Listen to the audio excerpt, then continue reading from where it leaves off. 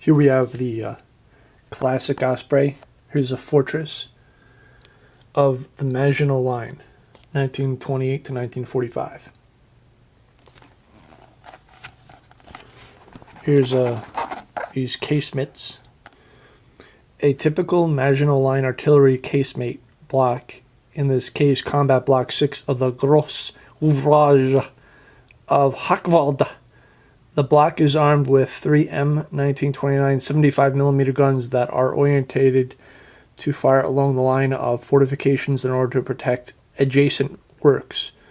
Gros Ouvrages, literally large works, are the partially underground forts for which the Maginot Line is so famous. See that?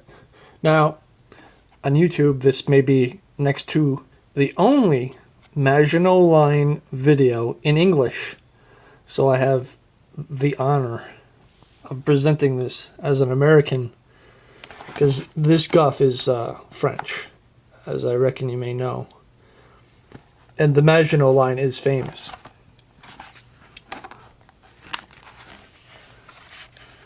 Here is Maginot Line abutment berm in the Alps. Block 2 of the Gros Ouvrage of La Agassiz, looking southeast towards the Italian border. The block was armed with 2 75mm mortars on the upper level and 2 81mm mortars on the lower level, firing up from the ditch.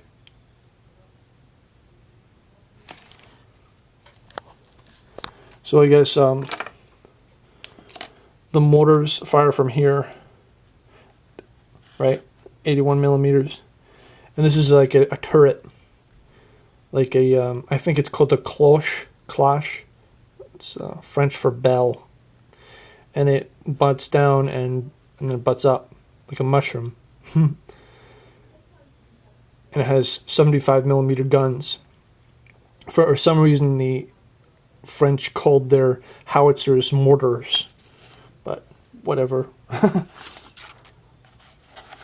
Moving right along, got the German officers at Thionville, and see, Thionville is cited at Aberdeen Ordnance Museum on a memorial of the 8-inch U.S. gun that we had there and then brought back to the field of steel.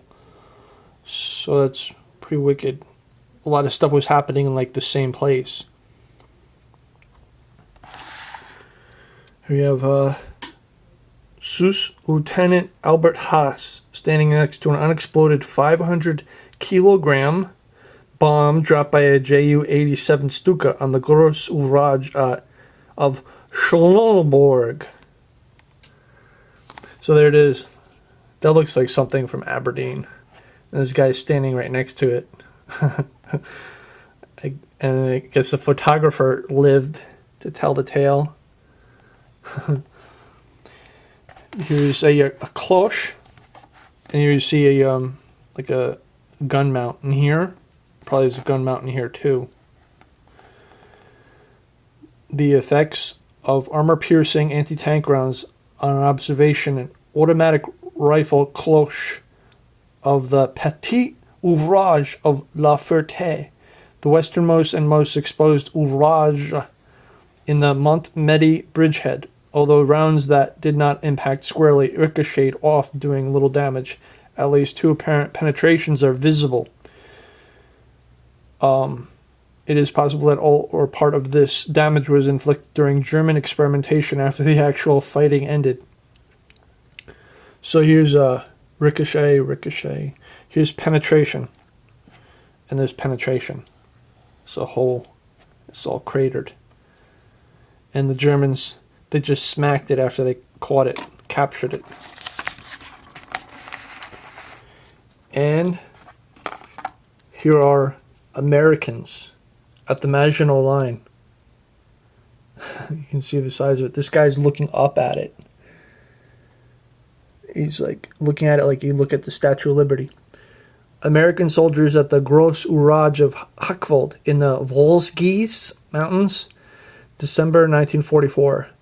They are standing in front of Block 13, an unusual block that combines a casemate-mounted 135mm howitzer, the left embrasure, with a standard infantry casemate block, the right embrasures. National Archives and Records Administration. So, let's see here. This has a 135mm, and then I guess over here is an infantry readout or something like that over here. That's kind of unusual, that kind of getup. So there's like Americans walking around and sitting and looking. And this thing is still there. You could probably visit it in France.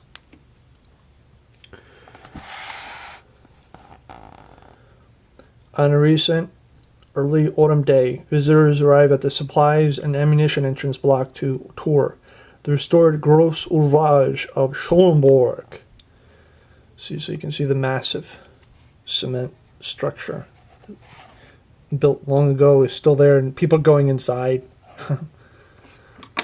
Well, that has been a production about the Maginot Line. Hope you liked it.